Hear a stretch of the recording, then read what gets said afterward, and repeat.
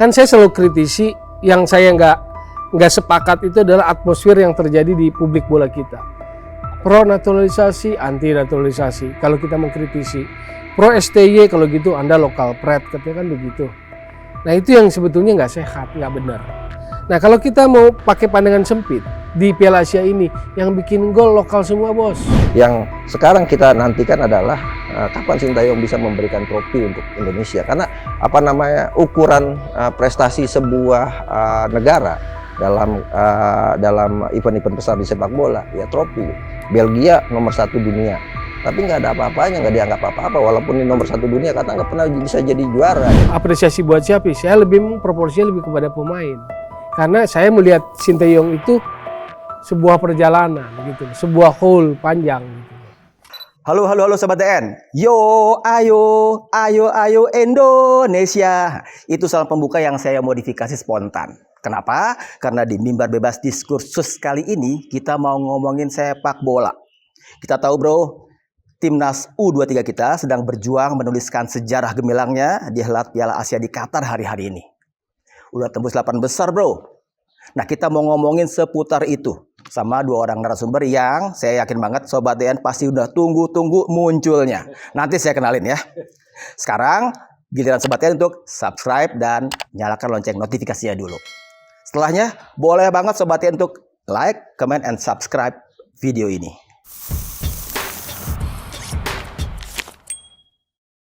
Sobat DN, sebelum saya kenalin 2 orang narasumber yang tadi udah saya janjiin, saya ingetin dulu. Sobat DN pantengin terus channel ini karena di ujung program akan ada kuis yang hadiahnya uang ratusan ribu dan kaos eksklusif dari Diskursus Network. Sekarang giliran saya untuk kenalin. Yang pertama, ini sebelah kiri dulu nih. Sayap kiri. Sayap kiri Dulu, gelandang kiri. Fullback kiri. Seorang pengamat sepak bola, komentator, pandit, apapun nama sebutannya, yang paling dicintai di seluruh negeri ini. Bung Tommy Welly, Bung Toel. Apa kabar? Baik, Bung. Ini kawan lama ini. Iya. Mantap. Ketemunya di sini. Satu lagi, ada kawan juga ini, Bung Akmal Marhali. Orang bola tulen juga. Karena berkutat banget untuk mencintai sepak bola Indonesia dengan komunitasnya Save Our Soccer. Ya, benar ya? Betul. Selamat datang Bu Akmal ya. Selamat. Selamat nanti bertempur argumen dengan Bung Tommy. Ya. Pasti ditunggu-tunggu netizen. Sobat kan pasti nungguin. Kita berangkat ya? Ya. Kick off. Oke, kick off. Ke Bung Tommy. Wasit dulu siapa? Nasrullah. Jangan yang ke Nasrullah kemarin. Bahaya. Karena ada VAR situ. Wasit Liga 1 aja. Bung Toel dulu nih, Bung. Ya. Bung, tim U23 kita di Qatar datang dengan status sebagai debutan. Ya. Dan ada yang bilang ajaib, ada yang bilang mengagumkan. Udah masuk di grup neraka. Ada Qatar di situ, tuan rumah nggak mau kehilangan muka dong di depan publiknya. Ya. Yang dengan serius mempersiapkan timnya sampai mempersiapkan wasit segala macem. Ada juga Australia. Ya. Itu kekuatan tradisional sepak bola di Asia. Australia tapi di Asia. Itu yang bikin geografi kita berantakan tuh belajarnya tuh. Australia aja di Asia. Satu lagi Timur Tengah tim ini kan, Jordan. Tangguh banget. Banyak orang mungkin pesimistis awalnya ngelihat tim U23 kita ada di grup neraka, grup gawat darurat malah nih kan. Tapi ternyata lolos, Bung. Ya. Australia dilibas. Jordan dilibas. Ya. Nah, gimana Bung Toel membaca fenomena itu? Ya kalau saya membaca kadang nggak sekedar kemenangan itu. Jadi saya membaca lebih dari sekedar menang kalah gitu loh. Tapi dari sisi prestasi, dari sisi pencapaian ya luar biasa. Nah, Salut, apresiasi, bisa menembus 8 besar. Mungkin saya nggak bisa bombastis pakai istilah grup neraka, karena grup yang lain pun sebetulnya komposisinya pun relatif solid lah, sama beratnya gitu loh. Karena kan ini cuma 16 tim yang lolos ke putaran final Piala Asia U23. Jadi ini grup yang berat, grup yang sulit tapi bisa dilampaui. Jadi yang pertama ya salut, apresiasi untuk perjuangan itu. Gitu. Sama pemainnya. Bacaannya sih belum. Salutnya ke pemainnya aja apa ke pelatihnya juga nih? Kalau pelatihnya, pemainnya paling dapat porsi utama dari saya adalah pemainnya dulu, gitu loh. Tapi kalau pelatihnya, karena saya nggak bisa lihat pelatih dari satu game, karena game lawan Jordania memang harus dikatakan mengesankan, tapi game-game sebelumnya kan nggak bisa dibilang begitu. Jadi kalau lihat Sinteyong, saya melihatnya utuh perjalanan dia sebagai pelatih. Nggak bisa hanya saya ambil sepotong yang Jordania, tapi yang Jordania memang mengesankan, gitu loh. Saya melihat ada sebuah perbedaan yang luar biasa dari anak-anak cara bermainnya gitu loh. Tapi apakah ini bisa terus mereka pertahankan? Ini jadi pertanyaan lain. Kan begitu. Bu Akmal udah. Ya. Tadi Bung Toel udah begitu tuh. Kalau saya melihat Langsung gas. dari tampilnya kita di Piala Asia U23, status boleh debutan. Tapi kalau bicara pemain, saya coba statistika, kita itu kalau bicara market value-nya kita nomor 5. Jepang, Korea Selatan, Australia, Uzbekistan, Indonesia.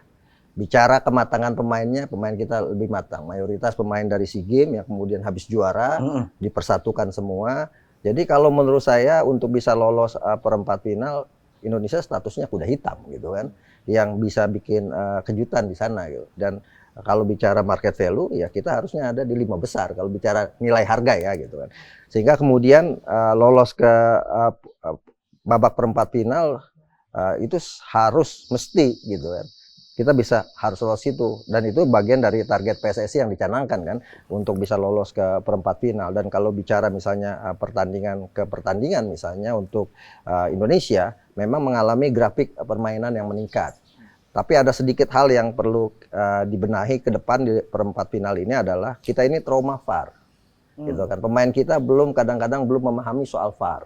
Satu kasus misalnya ketika lawan Qatar ada beberapa kasus yang terjadi, misalnya Rizky Ridho gitu kan, akhirnya kena VAR. Kemudian lawan Australia kita juga kena VAR juga. Nah, pemahaman soal VAR ini penting untuk menghadapi sebuah pertandingan yang krusial nantinya kan, babak perempat final kan tidak ada lagi seri dan hasilnya, tapi siapa yang menang dia yang akan lolos ya. Nah, ini yang paling penting di area pertahanan, ini PR yang paling berat untuk dijaga, utamanya traumanya kita soal VAR. Yang kedua, lini depan juga gitu. Kita belum menunjukkan lini depan kita punya ketajaman insting gol yang tinggi gitu. Ada Rafael Struij, ada Hoki Caraka, ada Ramadan Sananta, belum mampu menunjukkan ketajamannya. Baru dari second line di mana Witan, Marcelino Ferdinand, bahkan Komang Teguh, pemain belakang sudah 2 gol dicetak. Nah, ini artinya laga melawan lawan Korea Selatan ini menjadi pertandingan yang patut ditunggu sebenarnya. Ini kan seperti Sintayong bertemu negaranya gitu kan.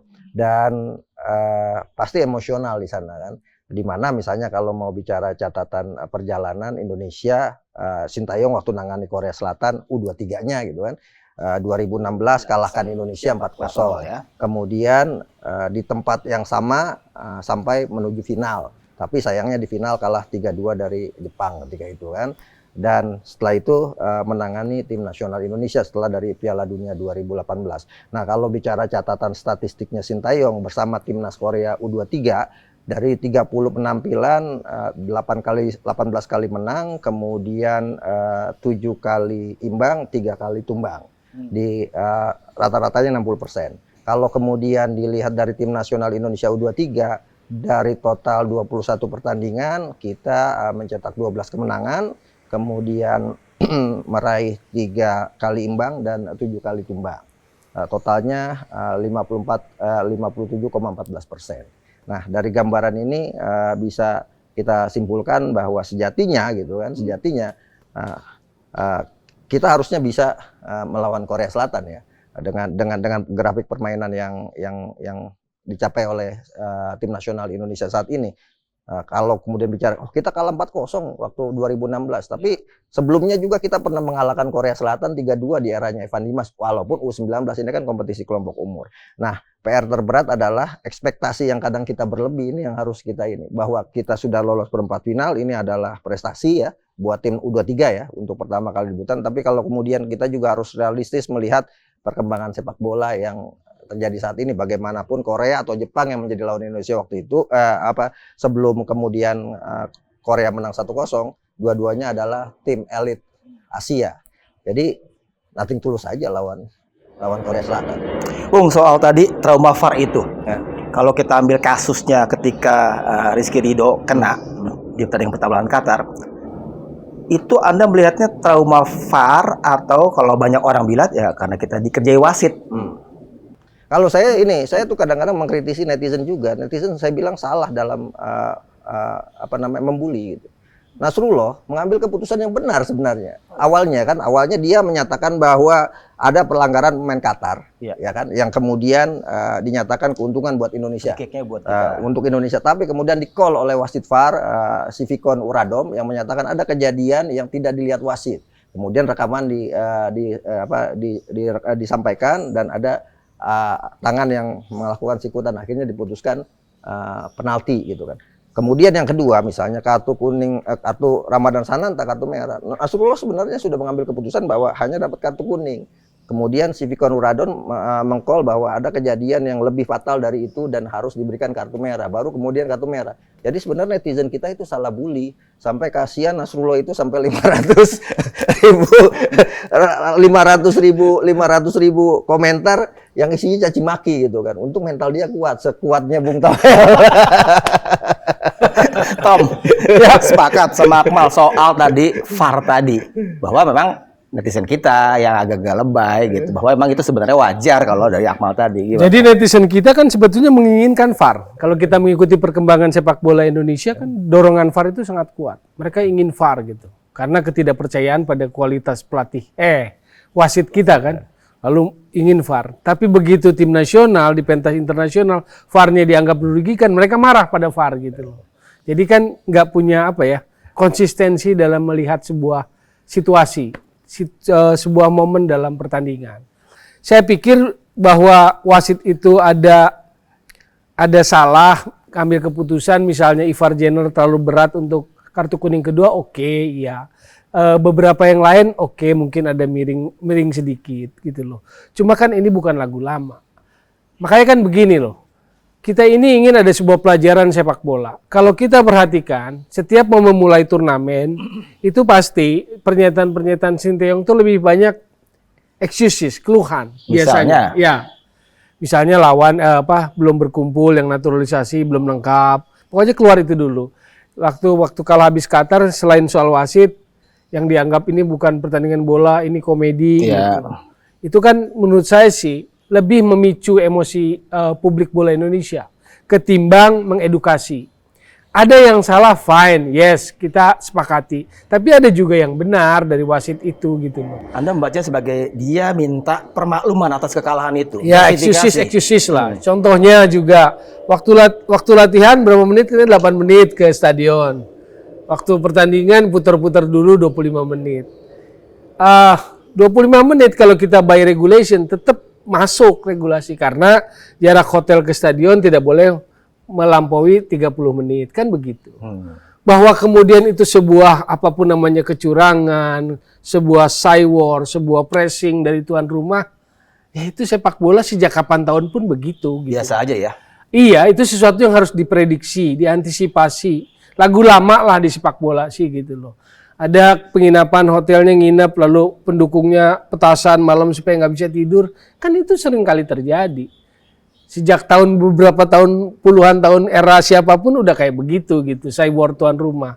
Apalagi kalau kita memahami geopolitiknya. Geopolitik Qatar dengan Infantino lah. Saya nggak usah sebut FIFA. Ini kan lagi dekat. Akrab betul. Infantino kan sering ada di Qatar. Bahkan dalam kasus ketika Piala Dunia U20 waktu ada pembatalan, kan Erick Thohir ketemunya, PSSI ketemunya kan banyak di Qatar juga. Jadi memang ada kedekatan. Belum Piala Dunia U17 kalau nggak salah, berita terakhir itu kan diberikan kepada Qatar status tuan rumahnya. Berturut-turut kan. Yeah. Jadi maksud saya, apakah Indonesia Erick Thohir nggak deket juga? Deket. Nah, itu mau tanya. Kantor FIFA-nya aja ada di Jakarta kan ada. Tapi pahamilah itu gitu supaya kita bisa cerdas, wise gitu lihat gambaran besar itu. Jadi geopolitiknya pun lawan yang berat Qatar itu, gitu loh. Nah, maksud saya di balik yang kontroversi yang orang tahu, publik tahu lewat tayangan TV edukasinya apa sih? Bahasan bolanya nggak ada waktu lawan Qatar itu. Sekarang kita fair-fairan. di luar kontroversi wasit, Nah, dengan cara main kayak begitu, bisa menang apa kalah sama Qatar? Berat kalau menurut saya sih kalau waktu main lawan Qatar untuk menang. Dalam konteks sudut pandang bola ya, Ya. cara mainnya. Di luar kontroversi wasit. Gitu. Jadi kita harus belajar fair juga gitu loh. Belajar fair kalau memang oke, belum waktunya oke, kita kalah gitu secara sepak bola. Kan jadi secara teknis sepak bola ketika lawan Qatar emang enggak banget kalau ya. menurut saya dengan cara main kualitas atau level seperti itu berat juga untuk menang lawan Qatar. Karena ada pemain naturalisasi yang juga belum datang kan? Yang belum main di lawan Justin. Qatar. Ya, Yang udah datang siapa? Ivar. Ivar Jenner, Rafael Struijk, Nathan Cho. Nathan Cho udah datang. Udah datang main kan dia ganti Ivar Jenner ketika kartu. Ya cuma Justin aja berarti. Apa itu jadi alasan? Kalau itu jadi alasan berarti Sinteyong sangat mengandalkan naturalisasi dong. Nah, itu nanti Akmal jawab. Di pertandingan kedua, Apa tuh? Australia lawannya kan. Secara permainan Australia tetap kuasai. Hanya Australia gagal menciptakan sebuah ancaman yang punya bobot di gawang kita. Apalagi momentumnya kebalik. Waktu mereka dapat penalti lalu gagal, itu momentum yang terbalik. Buat mereka menjadi sebuah pukulan, mereka sangat sangat kecewa. Indonesia naik mentalitasnya di situ. Apalagi 10 menit setelah penalti gagal itu, menjelang babak pertama berakhir, Indonesia dapat 1 gol. Gitu loh. Nah, yang saya mau bilang begini, sebetulnya semua itu terungkap. Apa yang diucapkan Sinteyong itu menjadi terbantahkan, saya contohkan begini. Kalau kita pakai sudut pandang sempit, kan saya selalu kritisi yang saya nggak sepakat itu adalah atmosfer yang terjadi di publik bola kita. Apa Pro naturalisasi, anti naturalisasi. Kalau kita mengkritisi, pro STY kalau gitu Anda lokal pride, katanya kan begitu. Nah itu yang sebetulnya nggak sehat, nggak benar. Nah kalau kita mau pakai pandangan sempit di Piala Asia ini, yang bikin gol lokal semua bos. Ya. Komang, 2. Komang udah lawan tuh sama Komang ya. Siapa? Marcelino. Marcelino 2, Witan. Witan. Tapi kan saya nggak mau ngomong begitu. Karena memang bukan begitu sudut pandang orang bola. Gitu loh. Kalau kita bicara Komang, kaitannya dengan klubnya Liga 1 Borneo. Borneo itu kalau boleh bilang tergores sama Sinteyong banyak. Soal Stefano Lillipali, soal Nadeo. Borneo bisa sangat tergores sama Sinteyong. Tapi dia tetap dorong kasih Komang kan untuk main. Dan yang nyelamatin Sinteyong kalau mau bicara waktu lawan Australia kan Komang. Ya enggak? Komang boleh dibilang itu. Maksud saya, kadang kita harus bisa nangkap pesan loh di balik itu. Habis pertandingan lolos ke 8 besar, ada nggak Sinteyong bilang terima kasih untuk klub Liga 1? Nggak ada. Perlu ya itu. Menurut Anda itu perlu statement yang Kita orang verbal. olahraga bos. Fair play, sportif, unity itu nilainya respect. Kalau Anda selevel itu nggak punya kualitas itu menurut saya sih belum sampai makomnya gitu loh. Kalau pakai istilah Akmal, makom. Ini kan Pep foranya- Guardiola Nah. bukan suka bilang, oh selalu itu Pep Guardiola. Bukan, kalau kita lihat contoh yang langit gitu kan. Waktu dia El Clasico 2010, Madridnya Jose Mourinho, Barcelona Pep Guardiola menang 5-0. Di Jumpa pas dia mengagungkan dirinya gitu, karena saya enggak. Dia bilang terima kasih buat Johan Cruyff, terima kasih buat Charles Rexach yang sudah membuat Barcelona seperti sekarang ini. Gitu loh. Ada loh ucapan terima kasih buat semua perjalanan itu. Sekarang Sinteyong kalau kemarin gak di stop Liga 1 tanggal 30 Maret, itu yang datang TC dari 28 pemain yang dipanggil cuma 9. Lalu malamnya Erick Thohir putuskan dihentikan kan sementara kompetisi. Sehingga kemudian Senin mereka bisa TC ke Dubai. Ya, maksud saya ini kan foranya internasional, Piala Asia, internasional lah ya. Apa seperlu itu save thanks ke klub lokal? Kan itu Itu prosesnya kan saya jelasin tuh. ditanya sama wartawan asing juga gitu, Bang Iya, Tom. kan itu prosesnya loh, kronologisnya loh.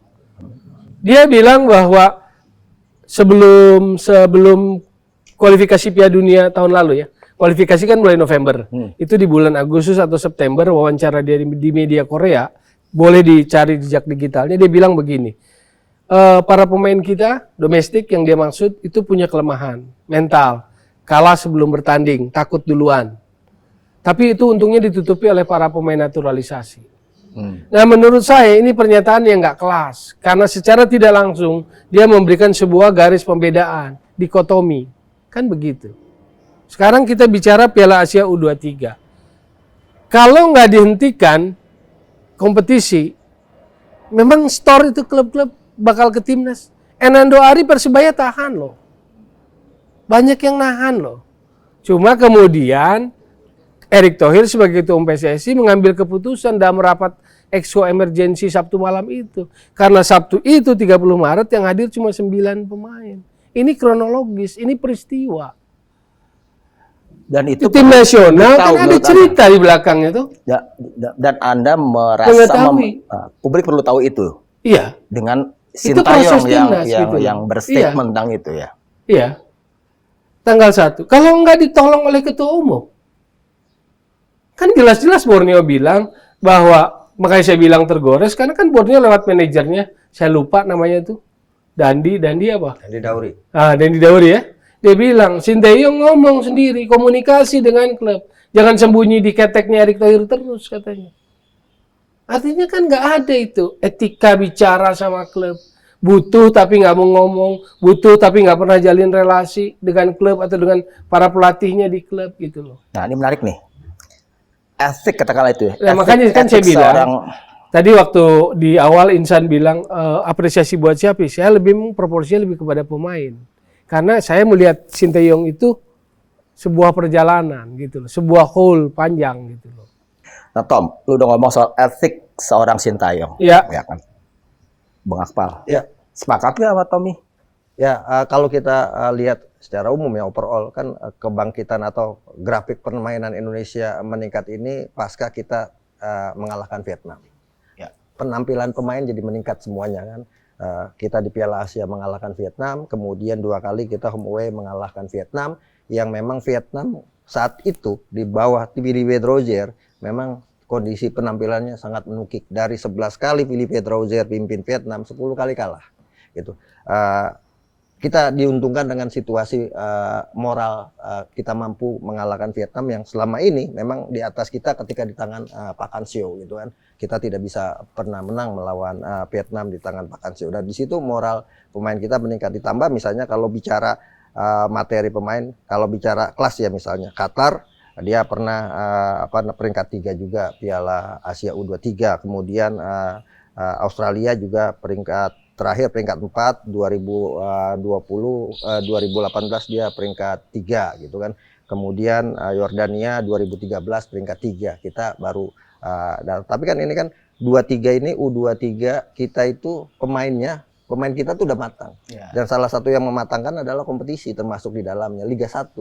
Dari semua pemain U23 semuanya kan pemain inti di klubnya. Ya kan Rizky Ridho, Hernando Ari, kemudian juga misalnya Ferrari yang juga sering berduet sama Rizky Ridho. Artinya kompetisi kita ini juga ikut berperan dalam meningkatkan permainan tim nasional Indonesia, termasuk misalnya kalau selama ini ramai bicara fisik dan sebagainya ya. Fisik itu juga ditempa di klub yang kemudian harus kita apresiasi juga perjuangan klub gitu kan. Nah, ini yang mungkin kadang kita luput untuk memberikan apresiasi kepada jeripaya klub yang ngeluarin dana besar untuk ikut kompetisi dan sebagainya. Jadi seolah-olah sukses yang kita raih ini ada sukses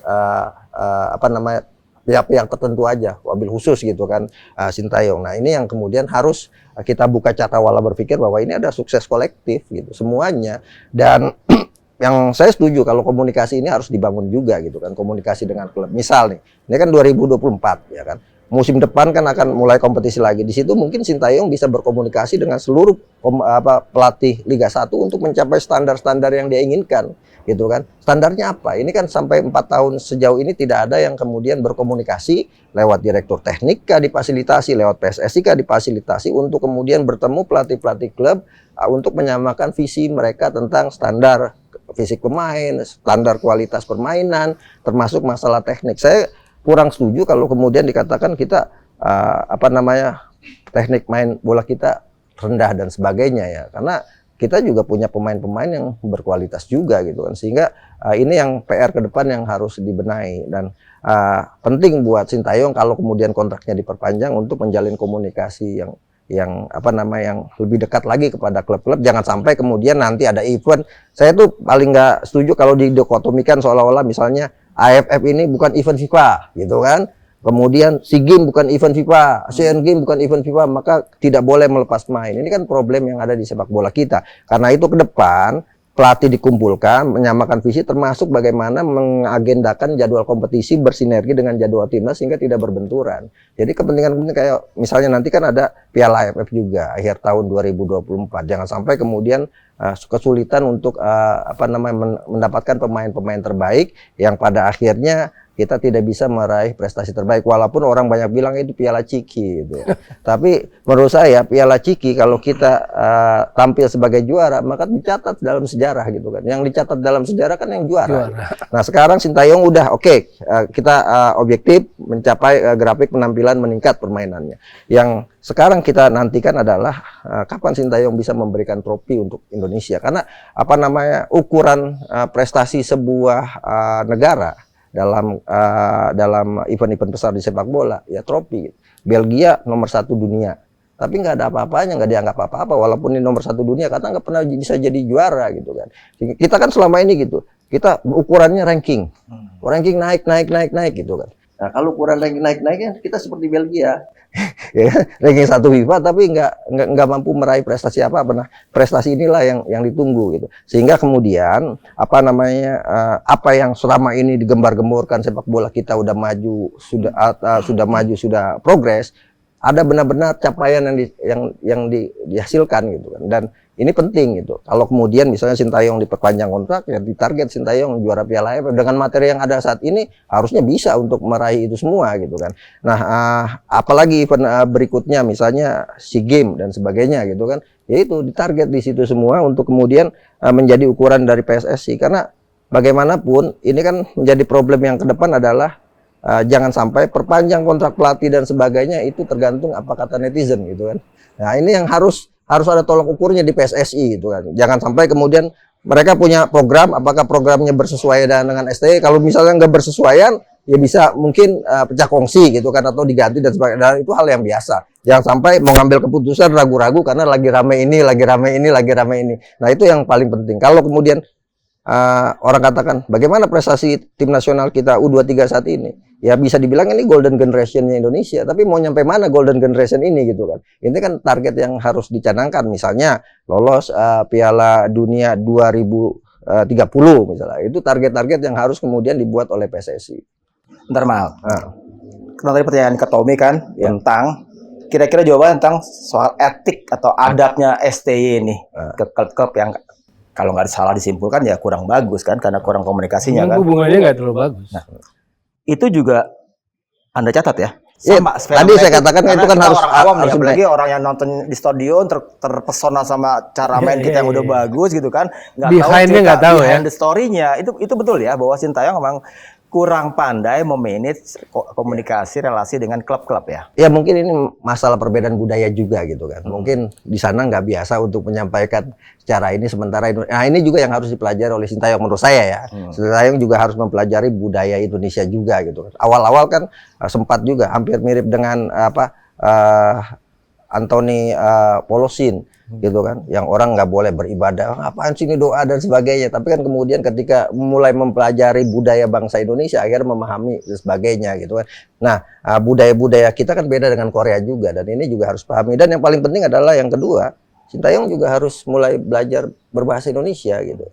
Nah ini yang penting itu, jangan sampai nanti kejadian di lapangan ini, untung grafiknya lagi naik. Kalau grafiknya nggak naik, kita bayangkan di lapangan pemainnya Indonesia dan keturunan Belanda.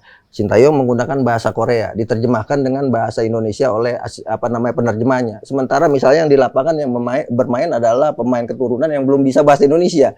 Pola komunikasi apa nanti yang akan terjadi di lapangan? Kan itu penting juga kan? Bukannya itu bisa sekadar diatasi dengan ya hire aja penerjemah yang bahasa Belanda gitu, yang setelah dari Korea ke Belanda kan pasti ada juga dong. Ya tapi kan kita juga harus belajar juga misalnya dengan seperti tadi Bung Towel katakan, dengan yang kelas atas. Guardiola kan melatih di mana dia coba mempelajari bahasa. Dia melatih di Jerman, dia pelajari bahasa Jerman. Bahkan kalau saya ngelihat, saya terpesona dengan Gus Hiding, sampai 19 bahasa dia mampu menguasai itu semua. Di mana dia melatih, dia akan menggunakan bahasa itu. Dan saya pikir itu penting juga gitu kan. Ini kan 4 tahun gitu. Kan ngeluangin waktu 2-3 jam untuk kemudian belajar bahasa kan tidak salah gitu. Sehingga kemudian komunikasi dengan termasuk yang paling penting ke depan kan komunikasi dengan klub-klub. Ya bagaimana dengan komunikasi dengan klub-klub bisa berjalan kalau kemudian faktor bahasa juga jadi kendala. Saya pikir ini hal yang mudah gitu dan hal-hal yang biasa lah di setiap negara untuk kemudian mempelajari itu. Bahkan saya juga mempelajari itu ketika dia di Vietnam, dia belajar bahasa Vietnam juga. Gitu. Nah, inilah yang kemudian memudahkan dia untuk berkomunikasi.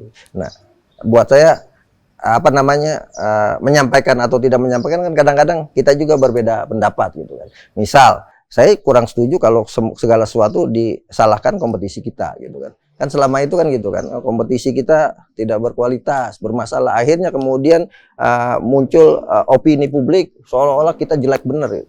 Itu yang menjadi saya tuh agak-agak kecewa kalau kemudian seolah-olah sepak bola kita ini jelek bener gitu kan.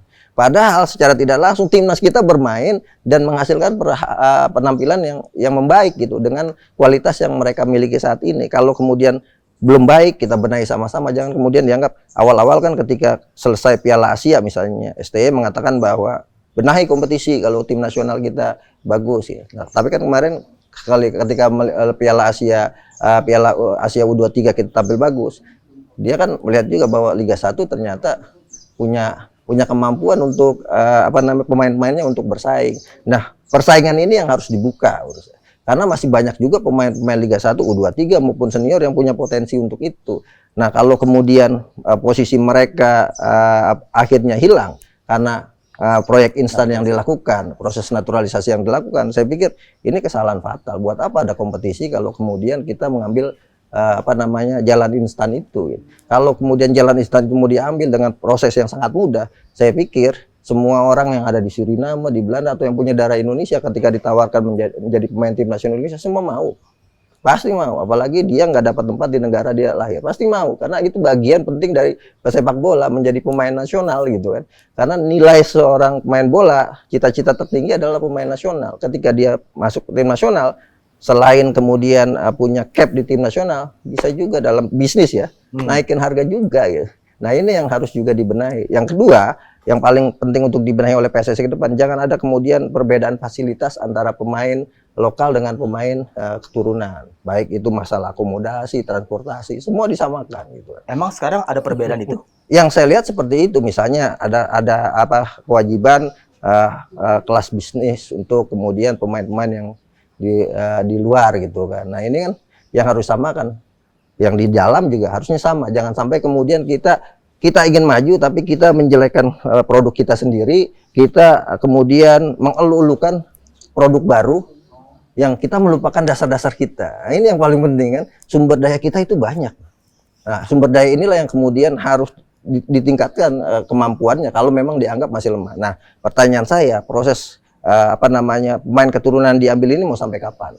Itu juga penting gitu. Jangan sampai kemudian pengelolaan tim nasional dalam hal ini PSSI seperti pengelolaan sebuah klub yang bisa transfer pemain transfer gitu. Kita sebenarnya sudah Oma sama negara Belanda pun sudah mulai istilahnya dicengin gitu, mau berapa orang ya jadi yang diambil gitu kan. Nah, ini kan juga perlu jadi evaluasi mau sampai kapan. Sekarang misalnya kalau kemudian ada 13 yang sudah didatangkan, semua berkumpul bareng, itu kan ada posisi-posisi yang akhirnya double di situ kan. Misal posisi belakang, Rizky Ridho sekarang lagi luar biasanya mainnya kan. Kalau kemudian keturunan didatangkan semua, ada Jordi Amat, ada Justin Hubner, ada Jai Inces, ada kemudian Sandy Walsh, habis posisinya. Posisi Rizky Ridho nggak ada akhirnya. Dah itu kan jadi problem juga. Ketika seorang Erick Thohir emang bercita-cita pengennya kita punya katakanlah 2 tim kalau dari jumlah orang ya yang sama kuatnya, nggak ke sana relasinya. Ya arah ke sana kan harus dilalui lewat proses gitu kan, dan prosesnya adalah pembinaan dan kompetisi. Ini yang paling penting, jangan sampai dilupakan gitu. Kita melupakan produk kita untuk kemudian ambil jalur instan mengambil produk orang lain gitu. Nah ini yang paling penting. Kalau mau seperti itu misalnya ada pemain luar negeri, ya sekarang kan Pak Erick dengan network yang punya luar biasa, kan bisa dititipkan. Pak Siar Sitorus orang Indonesia punya klub di Belgia, terus ya Pak Hartono punya klub Como, kan bisa itu kemudian pemain-pemain kita nanti rame wah mental titipan ini bukan maksudnya untuk dibina di sana gitu kan. Atau kemudian memerintah Ordal ya, ordal. iya dibilang kan gitu kan. Kalau kita ngomong titipan salah kita gitu kan. Ordal. Maksudnya kita punya ini untuk berlatih di sana gitu kan. Bukan untuk pemain profesional. Kalau untuk pemain profesional ya nggak ada istilah titipan. Tapi kalau menitipkan pemain, dulu kan Thaksin Shinawatra misalnya menitipkan pemainnya juga Thailand kan ke Leicester waktu itu kan. Dititipkan untuk berlatih. Nggak ada kalau pemain profesional dititipkan digaji nggak ada. Tapi dititipkan untuk berlatih kan bisa seperti atau kemudian memerintahkan klub-klub Liga 1 untuk sister city dengan relasi-relasi mereka di Jepang dan sebagainya. Sekarang misalnya Borneo FC kemarin bicara ke saya bahwa dia sudah mulai bikin kerjasama dengan Brazil untuk melepas pemain-pemain EPA-nya untuk berlatih di sana. Nah, hal-hal yang semacam ini juga harus dilakukan untuk peningkatan semacam itu karena dulu Korea Selatan semakin bisa bagus seperti sekarang. Dulu awal-awal dia titipkan pemain di Jerman, di beberapa negara, bahkan seperti misalnya dulu di Italia kan sebelum Nakata itu yang Anjuan sebelumnya lagi juga kan dititipkan yang sekarang masih usia 60 tahun Kazuyoshi Miura kan mereka taruh di sana. Nah, ini proses-proses ini yang harus juga dilakukan untuk katanya biar pemain kita bisa main di luar negeri. Karena kalau untuk bisa main di luar negeri dengan sepak bola kita yang belum populer di sana, belum ada talent scout juga yang kemudian melihat potensi besar kita, itu agak sulit. Karena problem yang paling besar di sepak bola kita saat ini adalah ada beberapa talent scout datang, kita nggak punya rekaman videonya, nggak punya data statistiknya pemain-pemain kita, itu kan. Nah, itu yang kemudian bisa dijual kalau kemudian kita punya data statistik dan sebagainya, itu yang kemudian bisa kita kirim ke luar negeri dan ke berbagai negara-negara, misalnya negara-negara Eropa level 2, level 3 kan itu bisa kemudian pemain-pemain dikirim ke sana. Oke, Bung. Panjang lebar udah. Minum dulu. Iya. Mimbar bebas. Mimbar bebas, kan bebas aja, santai. Iya.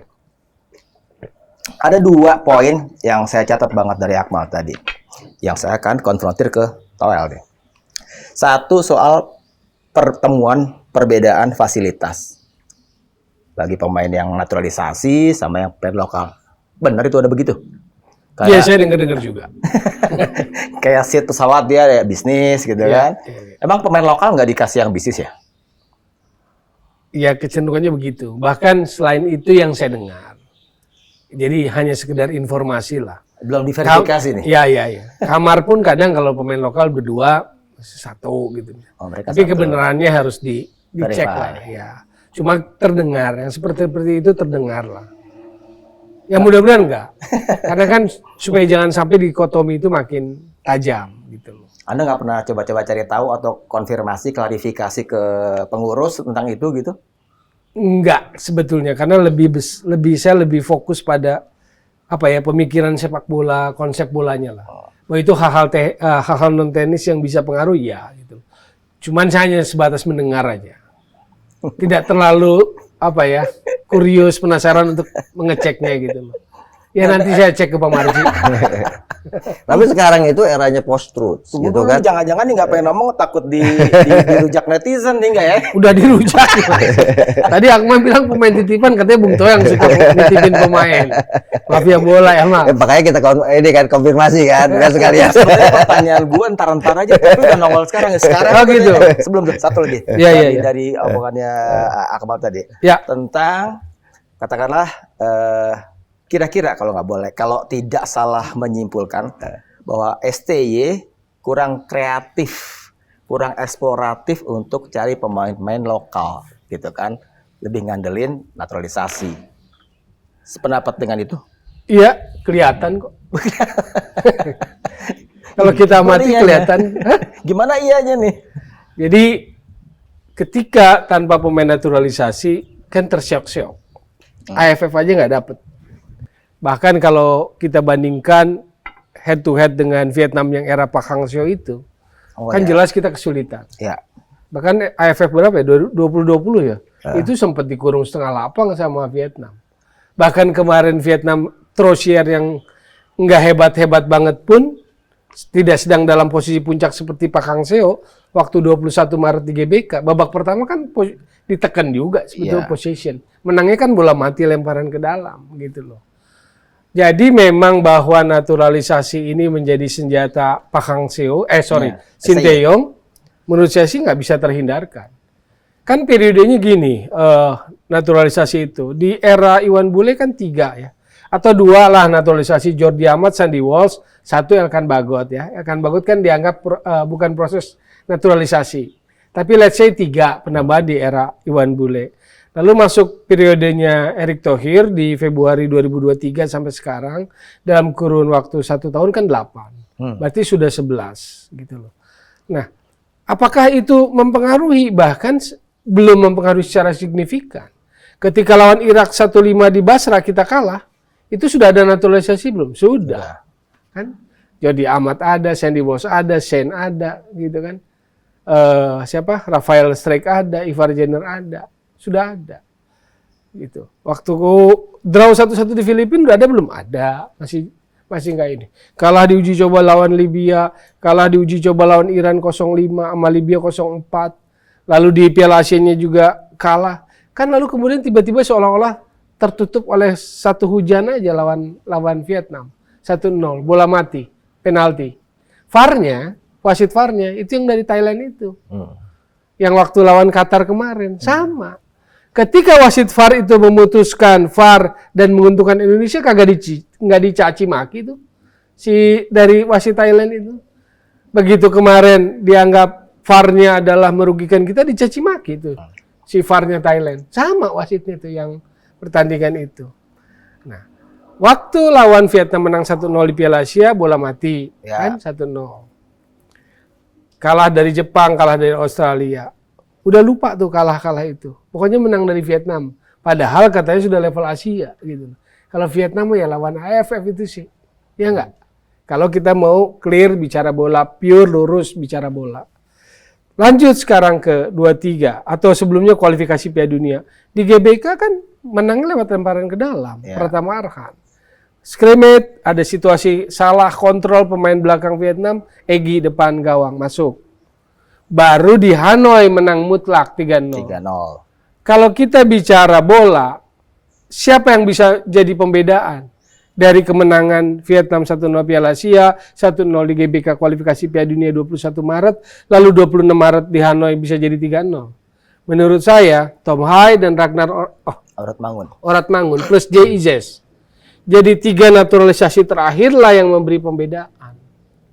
Lalu kita mau bicara soal sepak bola, naturalisasi itu tidak menjadi andalan Sintayong menurut saya.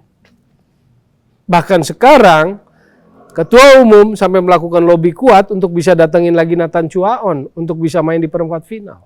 Gitu loh. Artinya, secara teknikal, Sintayong sangat membutuhkan dan mengandalkan Nathan Chuaon. Gitu loh.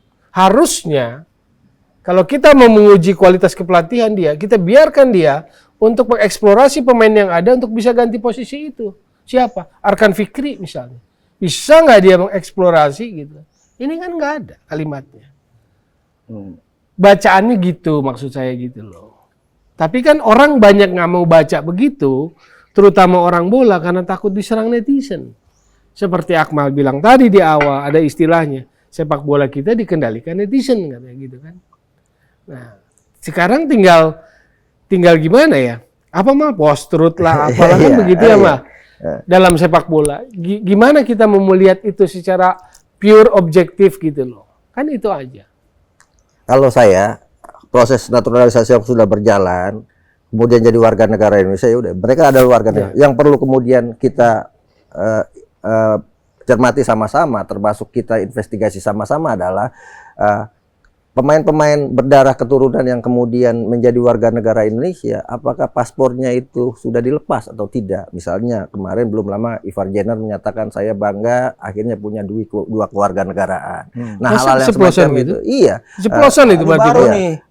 Ini enggak, artinya ini kan yang juga harus dicermati oleh pemerintah kita gitu kan, karena kita tidak mengenal dua kewarganegaraan. Kan banyak pemain-pemain sebelumnya juga kan seperti itu, ketika kemudian sudah purna tugas di Indonesia kembali ke negaranya menjadi warga negara Belanda kembali. Ada kalimat gitu. Itu benar ada. Iya, disampaikan itu, ada videonya.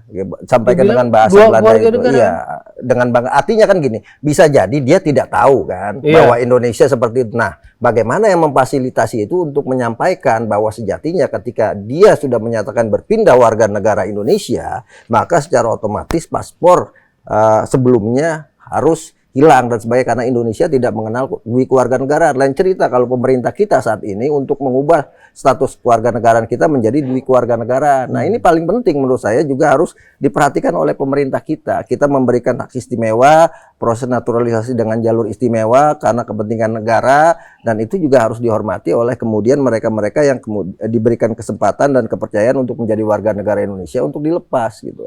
Nah, ini kan menjadi menarik. Misal paling gampang ya, sebagai warga negara kita wajib mengikuti pemilihan umum. Nah, apakah kemarin misalnya warga negara kita yang kemudian terpilih itu untuk melaksanakan hak pemilihnya? Kan juga yang kelihatan kan Sandi Wos yang melakukan itu, yang lainnya kan tidak juga. Nah, ini kan penting sebagai warga negara bukan cuma sekedar bermain bola di sana, tapi mereka juga harus mengikuti aturan-aturan kebangsaan kita.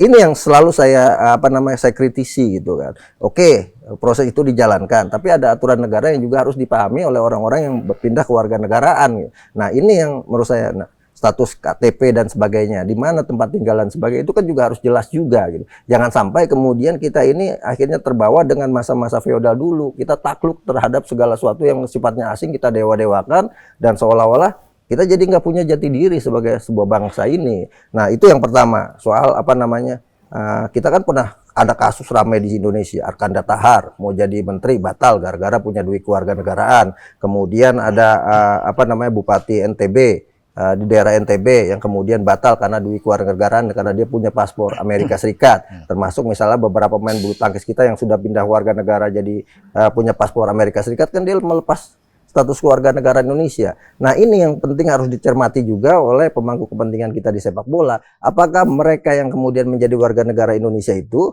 sudah melepas paspor-paspornya itu? Jangan sampai kemudian hanya formalitas, seolah-olah dilepas tapi ditaruh. Nanti kalau udah selesai tugas bisa balik lagi ke negara. Kalau ini kan jadi akhirnya seperti dalam tanda kutip ya, jadi kayak human trafficking gitu kan. Cuma kan itu diabaikan oleh publik lah ya. Karena kan lagi seneng hore-hore, joget-joget ya. Joget bulgogi kayak Sinteyong. Ini menarik banget kalau benar. Kalau ini fakta menarik banget. Setidaknya netizen kita jadi tahu di balik lemparan jauh Arhan yang bikin deg-degan kiper lawan, di balik Komang yang aksinya bikin lawan terkomang-komang kebobolan 2 dari dia back gitu kan. Ternyata ada cerita-cerita ini nih. Ada tadi diskriminasi fasilitas buat yang naturalisasi dan yang lokal. Ada juga ini duit kewarganegaraan gitu. Kalau diskriminasi terlalu keras bahasanya, perbedaan lah gitu.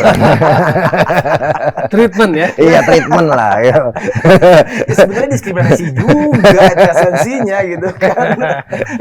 Tapi ya udahlah, kalau emang mesti ada eufemistik di halus-halusin kayak gitu nggak apa-apa. Kita kan menyampaikan hal-hal yang harus dibenahi ke depan gitu kan, problem-problem ini. Jadi tahu nih. Ada cerita-cerita, ada story behind yang mungkin. Tapi publik kita itu nggak mau tahu. Yang penting sedang ini ya udah gitu kan. Nah, ini yang kemudian harus kita edukasi problem-problem ini kan. Bagaimana misalnya saya tuh selalu ada orang-orang asing yang di Indonesia udah tinggal 5 tahun berturut-turut atau 10 tahun berturut-turut tapi susah jadi warga negara Indonesia gitu. Padahal undang-undang membolehkan itu. Tapi kemudian ada yang kita fasilitasi dengan mudah gitu. Artinya kan ada aturan-aturan negara yang kemudian kita bikin mudah dengan mau kita. Nah, ini kan sudah bicara sebuah negara kan bicara aturan dan sebagainya. Nah, ini yang harus kita fasilitasi, kita kritisi. Dulu misalnya Susi Susanti, Alan Budi Kusuma sudah berjuang luar biasa memberikan Indonesia medali emas Olimpiade 1996, belum jadi warga negara Indonesia loh. 92 kan? Belum jadi warga negara Indonesia. Sampai kemudian baru dapat SKBI gitu, surat kewarganegaraan. Baru kemudian eranya Gus Dur baru dapat. Berapa tahun dia berproses di situ sudah bersimbah peluh dengar. Kita kan sekarang seolah-olah lihat, kita dibanding-bandingkan nih. Lihat si A, bagaimana dia luar biasanya lari-lari ke bandara. Jadi kita banyak dramanya gitu kan. Banyak dramanya yang kita mainkan. Sepak bola kita tuh banyak dramanya yang menarik. Misalnya yang rame-rame. Mungkin karena pelatihnya Korea. Iya. Gitu. Kayak proses Nathan Aco tuh yang tadi kan. Habis tanding balik, dirayu balik lagi. Kita banyak dramanya gitu kan. Nah, drama-drama ini yang ke depan ya nggak bisa juga kita lakukan seperti itu gitu kan. Tapi itu drama by design emang atau natural aja sih sebenarnya. Nah, tinggal diinvestigasi oleh diskursus nih kan. Diskursus. Justru mumpung ada dua pengamat, komentator yang kondang ini, kita butuh tuh informasi di balik itu, gitu loh. Ya, yang penting menurut saya adalah itu. Artinya jangan sampai kemudian kita ini apa namanya kalau bahasa-bahasa legenda-legenda bola kita melupakan perjuangan orang yang sudah berdarah-darah. Kemudian dengan seketika berubah pemikiran, mengeluh-elukan sesuatu yang kita belum dapatkan apa-apa gitu kan. Nah ini kan jadi mentalitas yang terbalik semacam ini. Kita harus bangga sebagai warga negara Indonesia gitu kan. Dan kita yakin dengan kemampuan yang kita miliki. Saya itu misalnya, saya salut dengan misalnya Muhammad Tahir yang bisa menyatakan mereka, saya siap bersaing. Pemain keturunan sama kita 11-12. Dan itu yang kita butuhkan, mental itu gitu kan. Artinya dia siap bersaing untuk itu. Nah, fasilitas bersaingnya disiapkan nggak? Kan itu yang harus kita lakukan. Jangan kemudian ketika orang beda pendapat kalau ditonjokin habis-habisan, itu kan salah ya.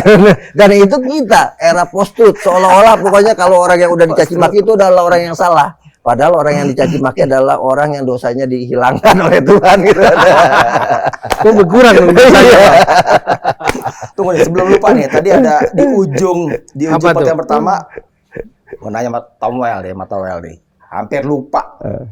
Ketika publik taunya sekarang seorang Towel itu ada yang begitu, gitu kan, yang ya mungkin berseberangan kubu sama STY, kesimpulan gampangnya begitu ya. Iya. Anti STY gitu kan dengan segala kebijakan yang itu. tadi itu saya bilang kritis, kan. Ya, pokoknya kan. Gitu kritis anti gitu kan. Nah, tapi saya juga baca-baca nih. Ini pertanyaan bukan genuine dari saya nih. Siap. Ini karena pertanyaan saya baca-baca, saya tangkap di Jagat Raya sana, tuh kan, di Jagat Maya, terus kemudian saya bawa ke sini. Bukan genuine dari saya nih. Oke.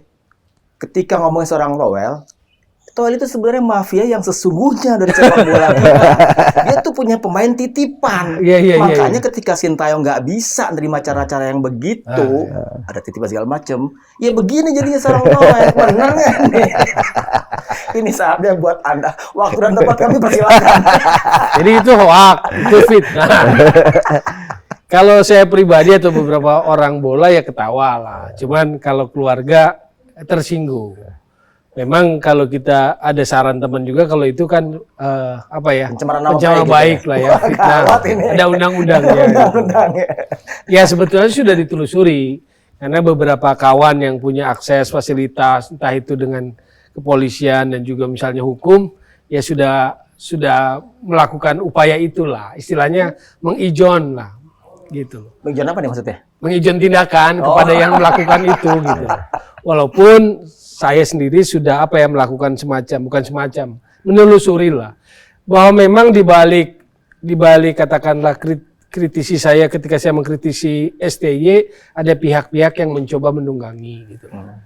Jadi postingan-postingan yang seperti itu ditelusuri oleh teman saya memang datangnya dari sosok tertentu dan sosok tertentu ini ada yang mendapat instruksi dari sosok tertentu juga.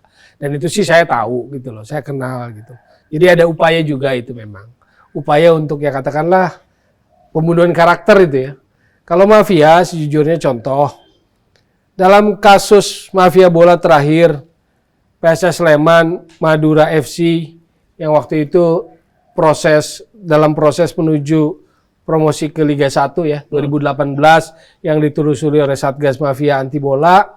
Saya salah satu saksi yang diperiksa di Mabes karena kebetulan di pertandingan itu saya juga adalah komentator pertandingan itu.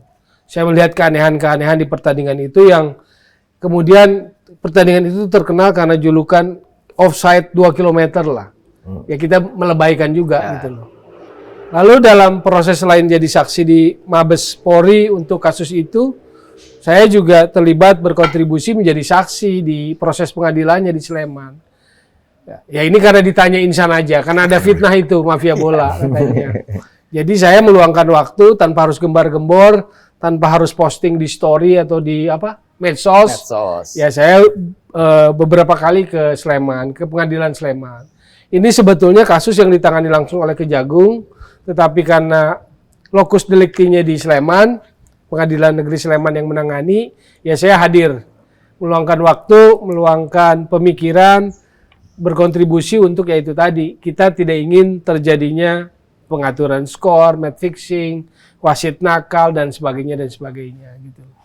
Jadi waktu ada fitnah-fitnah gitu sebetulnya saya tertawa kalau saya pribadi gitu loh. Cuman yang tersinggung kan istri, anak gitu kan. Gitu. Ada efek Tukang efek nitip pemain gitu kan ada Ya, itu dia itu. Dengar-dengar begitu tuh cerita. Tapi perbedaan itu perlu gitu ya.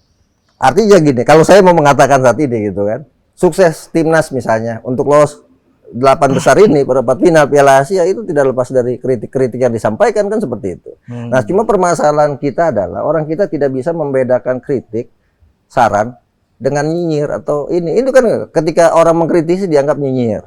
Gitu kan, dianggap tidak suka, Nggak biasa dengan nggak biasa, oposisi ya, buat nggak check biasa and dengan balances check kalau and di balance. politik gitu Jadi ya. ini yang penting. Jadi sebenarnya diskusi kita ini bagian dari edukasi bahwa kita boleh berbeda pendapat dan kita harus saling respect berbeda pendapat itu, karena kan ada orang lu kontribusi lu apa gitu kan, kadang-kadang seperti itu kan setiap orang punya kontribusi. Pengurus PSSI ya tugasnya bekerja sesuai dengan aturan yang ada.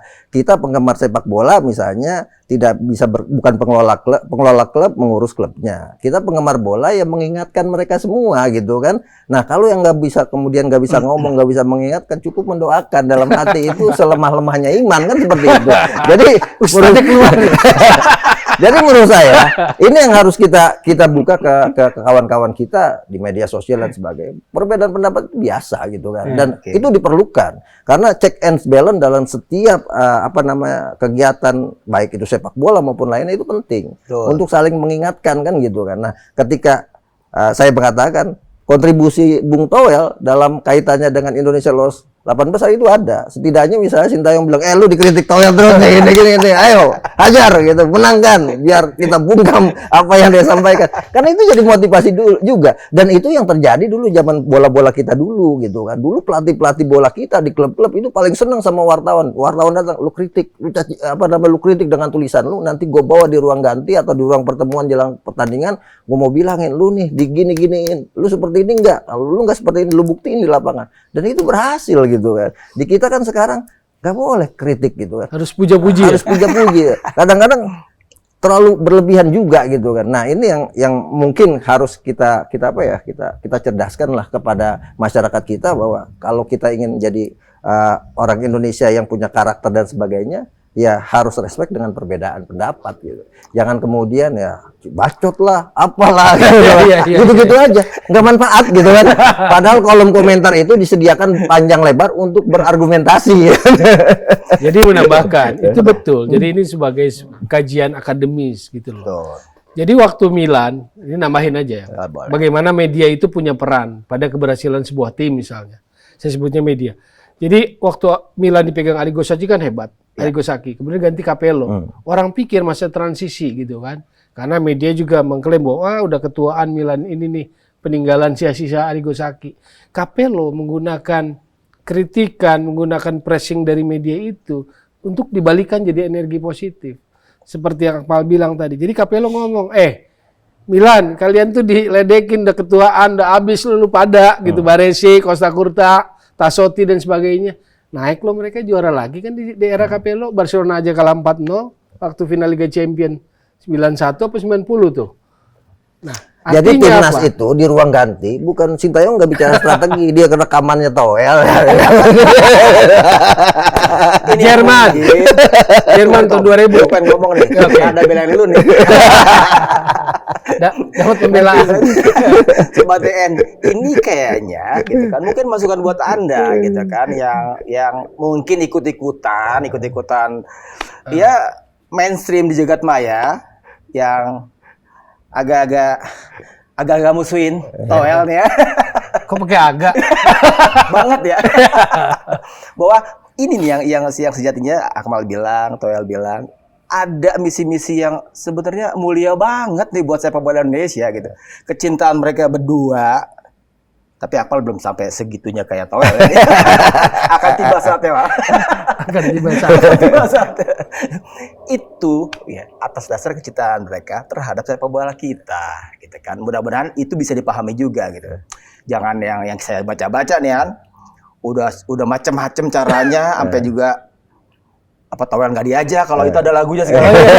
Towel nggak diajak apa-apa, towel nggak diajak udah gitu. Suruh naturalisasi. Naturalisasi gitu kan. Malaysia lagi terpuruk, udah kirim aja towel buat pelatih Malaysia. Jadiin pelatih Malaysia. Suruh jadi ngoyen pantau ya. Itu by the way, kan Anda personally nggak ngerasa itu menyakiti banget kan, biasa-biasa aja orang bola gitu kan dengan niatan yang bagus itu. Tapi kan Anda bilang tadi keluarga Anda, anak istri kepengaruh sepengaruh segimananya sih sampai di awal-awal lah, di awal-awal. Belakangan kan saya jelaskan lah. Jadi mereka juga udah paham ya sudah lah. Awal-awal efeknya gimana? Ya mereka bilang nggak enak bener katanya baca atau dengernya gitu kan. Apalagi kan kalau anak-anak kan masih darah muda lah. Yang satu mahasiswa yang ini.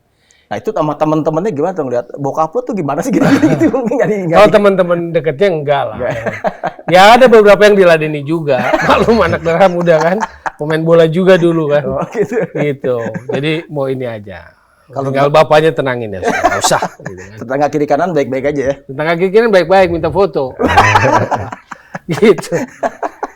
Jadi kadang temen sendiri yang suka lebih khawatir. Nonton bola misalnya di GBK. Jadi rupanya sambil jalan bareng mereka tuh punya rasa ingin jaga gitu ngawal. Jadi begitu saya agak melipir sedikit beli minuman, mereka kaget tiba-tiba saya nggak ada gitu. Lalu ketika ketemu lagi dia pikir lu kemana tadi katanya. Gue bilang beli minuman. Kirain dipukulin. Jadi rupanya mereka ada rasa jaga. Saya nggak sadar gitu. Tapi yang ada adalah yang minta foto juga. Tapi Anda kalau ada di tempat keramaian publik, ngerasa aman-aman baik-baik aja, nggak takut baik-baik gitu, aja. Dengan segala katakanlah jagat maya yang udah kisruh kayak begitu terhadap Anda gitu. Iya jalan-jalan aja nganter ke stasiun misalnya. Anakku yang kecil mau berangkat pakai kereta, aku nganter. Orang bisik-bisik ya saya denger lah bisik-bisiknya, ngelihat tapi nggak lama kemudian nyamperin minta foto. Kirain mau ngapain? Pokoknya cerita-cerita ngeri gitu kan, jangan lihat muka-muka orang nih kan. Nih gue digebukin. Enggak sih gitu sih enggak. Tapi memang anggapan-anggapan yang kadang-kadang menarik gitu kan. Kalau beda sedikit pemecah belah bangsa, gitu-gitu kan. Itu udah seperti apa namanya zaman pra kemerdekaan kita, tuh segala sesuatunya bisa dibungkus dengan sesuatu yang, dan saya pikir ini unik dan menarik gitu kan. Bagaimana kita, ya kalau Eropa kan negara-negara yang sudah cerdas gitu kan. Rasional. Udah rasional. Bagaimana kita berpikir rasional juga itu penting gitu kan. Objektivitas juga perlu gitu. Kalau saya dikatakan ya objektif, penampilan tim nasional kita membaik saat ini kan. Dan kita harapkan nggak ada orang Indonesia yang tidak pernah berharap tim nasionalnya tidak berprestasi kan. Pasti itu adalah sebuah cita-cita besar gitu, yang kita harapkan ke depan berprestasi. Jadi kan kalau orang bahasanya kan kritik itu setengah dari menyelesaikan masalah. Nah, gitu kan. Setengahnya lagi ya kerja keras di lapangan.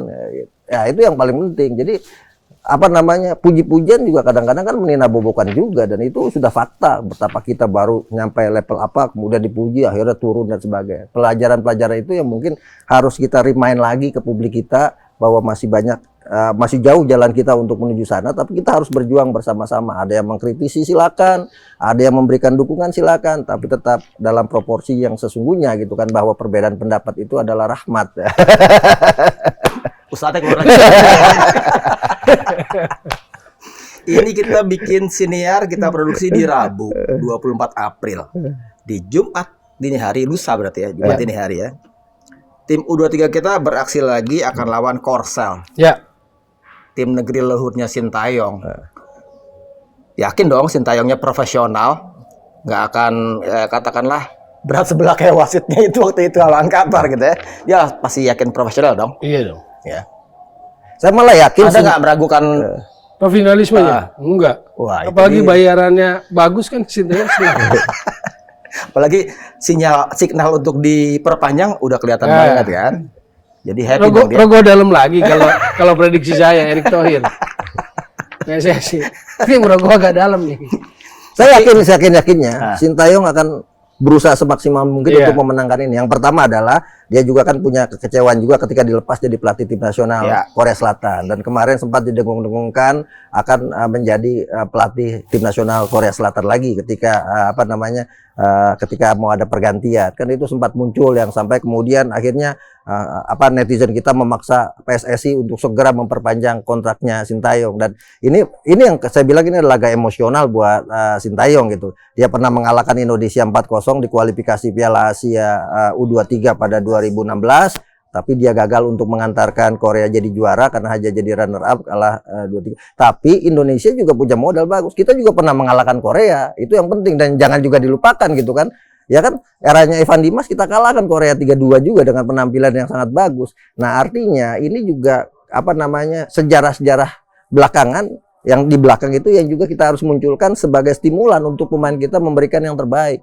Bahwa Korea saat ini adalah tim terbaik di kawasan Asia saat ini, langganan Piala Dunia iya, tapi masih bisa kita kalahkan, dan itu fakta. Apalagi untuk kelompok umur dengan materi kita yang ada saat ini, Korea Selatan saat ini hanya mendatangkan 2 pemain dari luar negeri yang main di luar negeri. Yang pertama yang main di Jerman, yang kedua yang bermain di Amerika Serikat.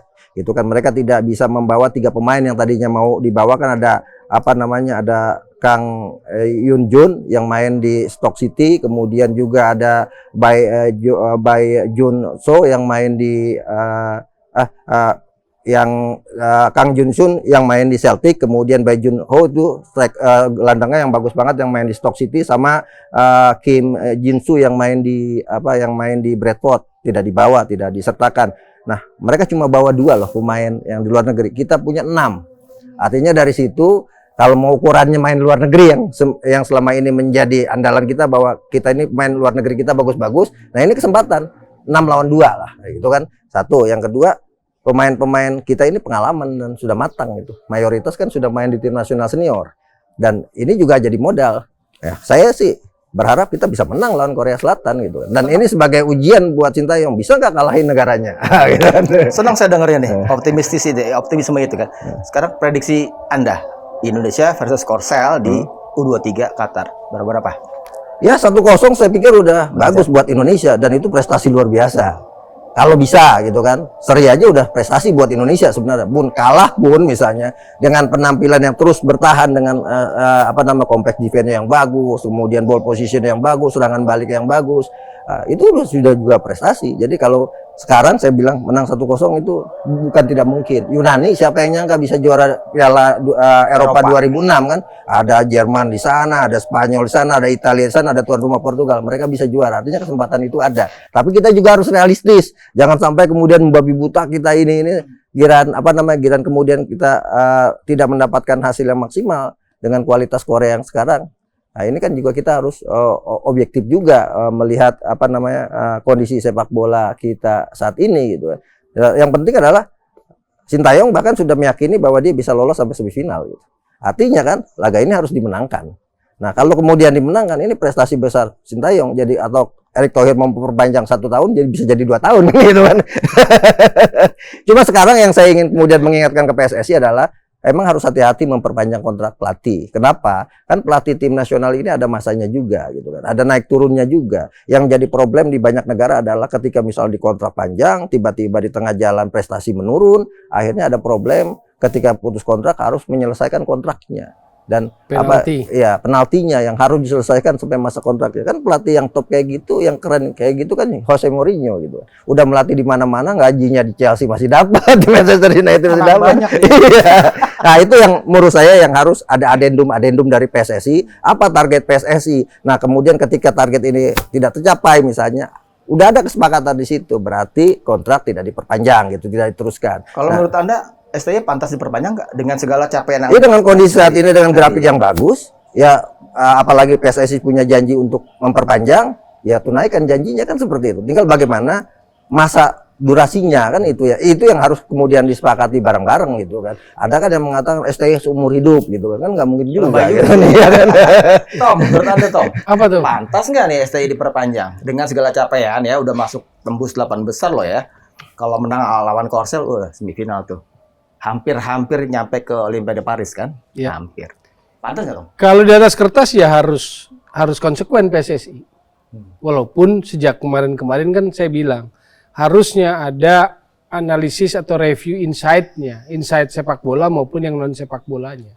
Karena mempertimbangkan pelatih tim nasional kan ini bukan pelatih Tarkam, bukan pelatih klub biasa-biasa, tapi ini pelatih tim nasional. Harus ada nilai yang mewakili, merepresentasikan Indonesia. Tadi kan kita di awal bicara soal bahasa yang tidak mau dia tekuni selama berapa?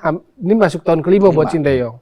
Padahal kalau pengalaman kita melihat pemain-pemain asing di Liga 1, entah itu yang dari Afrika maupun Amerika Latin, satu musim aja udah fasih bahasa Indonesia gitu loh. Kalau memang, kan Sinteyong bilang cinta Indonesia. Ketika dia bisa belajar bahasa Indonesia, rasanya itu adalah salah satu ekspresi nyata, konkret kalau dia cinta Indonesia. Kalau sekarang kan dia ada 2 penerjemahnya. Satu Indonesia, satu Inggris gitu loh. Itu Mungkin satu udah hal teknikal. bisa dikit-dikit kali Tom ketika ngomong enggak Terima kasih doang. mantap gitu. Terima kasih. Tapi dengan bisa bahasa Indonesia, peluang bisnisnya akan semakin besar. Nah, benar. Yang mantap sama apa lagi gitu. Jadi lupa Terus. apa lagi. Gara-gara dicela.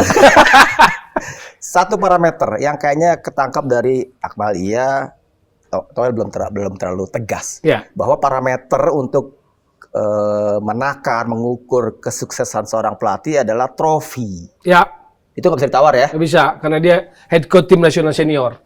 Yang kedua adalah pertanyaannya gampang. Sebetulnya ketika kita mencoba mereview berhati-hati kalau istilah Akmal tadi ketika memperpanjang kontrak atau tidak, atau kita harus mengukur jangka waktunya kalau perpanjangan, adendum-adendum yang jangan merugikan federasi. Itu tadi kalau pertanyaan saya, apakah STY adalah faktor tunggal dari grafik katakanlah meningkat? Trofi belum, tapi grafik meningkat. Nah, itu udah Pencapaiannya ada gitu kan.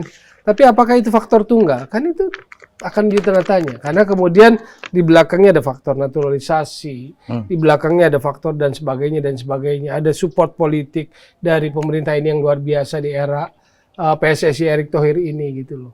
Nah itu yang harus kita uji. Misalnya dengan naturalisasi, dengan kualitas yang ada, 11 pemain jumlahnya. Lalu kita muncul pertanyaan terbuka. Apakah cuma Sinteyong yang bisa menangani pemain ini? Apakah mungkin dengan pelatih lain akan tereksplorasi lagi kemampuan pemain-pemain ini? Kan itu terbuka juga. Lalu kemudian tentang pemain-pemain potensi pemain lokal. Sinteyong itu kurang rajin menyambangi, nongkrongi stadion-stadion di Indonesia untuk melihat potensi-potensi pemain kita. Maka kalau selama 4 tahun ini ya itu aja kalau dipanggil. Mau mereka lagi bahasa sederhananya lagi bapuk, lagi macet di klub, ya tetap aja dipanggil sama Sinteyong. Egy lagi macet ya dipanggil, Witan lagi macet ya tetap dipanggil gitu kan. Jadi nggak ada hal yang baru. Karena itu tadi dia terbatas gara-gara Ya. kurang rajin itu ya. Ya, jadi ada komunikasi, ada respect yang kurang pada Liga 1. Bahwa Liga 1 belum ideal, belum hebat, levelnya belum kompetitifnya gimana, tapi bagaimanapun itu rahimnya sepak bola Indonesia. Dari sanalah sumber pemain timnas ada. Jadi salah satu tugas pelatih tim nasional itu adalah apa? Menggali potensi pemain-pemain lokal, meningkatkan mereka, dipoles lah. Jadi kalau bahasa teknisnya, mereka harus lakukan individual advance progress gitu. Sekarang contoh Rafael Struijk, kan 12 pertandingan di level senior belum bikin gol. Ya. Di U23, ya kurang lebih udah 7 nih hitungan saya. 7 kali main, kan belum bikin gol juga. Atau hanya 1 gol, tapi bukan di event ini. Ya. Di event yang sebelumnya. Itu Rafael Struijk. Jadi kan dia sebagai pelatih punya tugas. Apa nih kurangnya Rafael Struijk? Kalau mengacaukan pertahanan lawan bisa, membuat prahara di lawan bisa, bikin penalti bisa, ya yang belum kan dia bikin gol sendiri gitu loh. Nah itu yang disebut individual advance progress gitu loh. Apakah hanya mengandalkan serangannya, kreativitasnya cuma lewat arahan aja lemparan jauh? Kan itu juga jadi catatan. Maka saya bilang, yang memutuskan kewenangan ada di Exco. Dalam hal ini lebih spesifik Ketua Umum PSSI Erick Thohir. Tetapi Erick Thohir harus diperlengkapi tim, organ yang bisa kasih insight sepak bolanya gitu loh. Supaya keputusannya benar. Tapi kalau dilihat dari cara main kita udah beda ya. Kalau sebelum di era STY, ini buat saya aja nih gedak banget lihat timnas kan. Emang ada naturalisasi banyak ini kan belum juga. Long ball melulu nggak jelas taktiknya gitu kan. Sekarang kalau lihat dari cara main lawan Australia, lawan Jordan apalagi gitu, itu keren banget, asli keren banget. Ya kalau buka-buka YouTube banyak YouTuber yang kemudian isinya juga dari ada dari legend dari Malaysia, dari negara-negara jiran juga ada mengakui itu kan bahwa ya mereka sih udah bilang timnas kita di U23 itu levelnya udah beda gitu kan. Mungkin Vietnam lah yang mungkin masih imbang karena Vietnam juga sama-sama meluncur ke babak 8 besar ya. Tapi yang lain-lain apalagi ke Malaysia kan yang kalah melulu kan. Sampai Anda diminta jadi pelatih. Gitu. Ya udah nih. Bung Akmal, Bung Toel. Ini rame banget kita ngomong nih. Udah banyak banget, banyak insight buat panjang kayaknya ya. Banyak banget, panjang banget. Saya bagian dari awamnya orang Indonesia tapi gila bola, senang bola Indonesia tapi awam. Jadi banyak insight yang saya beruntung nih ketemu sama abang-abang berdua nih. Yang ngerti banget bola itu di luar dalamnya. Jadi ya thank you banget ya Bang. Udah datang ke Diskursus Network. Mudah-mudahan ini kita meluncur terus nih timnas U23 kita. Jadi masih ada waktu nih kita bikin konten baru lagi. Tapi kita lihat dulu nih abis ini tanggapan netizen gimana. Ya, tahu lah. Harus bijak dong. Ya udah Start nih. bola. Saya mau closing dulu nih. Oke. Dan berdua bukan cuma Toel aja, Akmal juga nggak diajak. Iya. Saya mau closing ini. Iya, siap. Nggak saya ajak nih. Siap, nggak apa-apa. Nah sebelum closing, ini nih. Nah ini penting. Tadi kan saya janjikan Diskursus Network akan memberikan hadiah. Kan di ujung ini, nah saya buka nih. Akan ada satu pertanyaan yang hadiahnya uang ratusan ribu plus kaos eksklusif. Ini kaos keren banget. Jersey nasionalnya Diskursus Network ini. Bukan Airsport tapi ya. Nggak apa-apa. Aparelnya bukan. Tapi Diskursus Network. Ini Cara aparel timnas. pride ada di sini nih, gitu kan. Pertanyaannya gampang. Tebak skor, biasa aja. Ketika di lusa Jumat, ini kan hari Rabu ya, kita besut siniar ini. Berapa skor antara timnas U23 Indonesia sama lawan Korsel? Dalam 90 menit normal. Ya. Nah, itu baru. Kalau yang menang, nanti ini dia. Aparel top sama uang ratusan ribu. Syaratnya, saya bacain dulu ya, biar saya nggak salah nih. Ikutin aja kuis ini di TikTok dan Instagramnya Diskursus Network. Jangan lupa ya, ikutin aja syarat dan ketentuannya tuh di Diskursus Network di medsosnya itu, di Instagram dan juga di TikTok. Ini 90 menit. 90 menit. Ada VAR bisa 100 menit soalnya sekarang. Tambah VAR. Pokoknya waktu normal Itu gitu. normal. Berapa skornya? Yang menang itu tadi uang ratusan ribu. Nah, Karena kalau perpanjangan bukan lapak lagi. Kan? Iya. Oh mafia kan. Ya udah, kita tungguin rame-rame. Kita lagi euforia kan nih kan. Kita juga pasti berharap timnas kita menang. Ya. Supaya adalah catatan yang lebih jauh, lebih membanggakan dari cuma sekedar di 8 besar. Dengan lolos di semifinal ada peluang untuk bisa tampil di Olimpiade Paris, ya kan ya. Kalau yang nomor 4-nya masih di playoff ya, ada playoff sama yang dari Afrika ya kalau nggak salah ya. Tapi itu pun udah top banget gitu kan. Jadi ayo Indonesia. Itu aja. Tetap pantengin Diskursus Network karena kita punya program selain Mimbar Bebas ini ada Open Minded dan juga ada Bang X Napi. Segitu aja. Salam bola, salam jaya Indonesia. Pamit. Ciao. Ciao.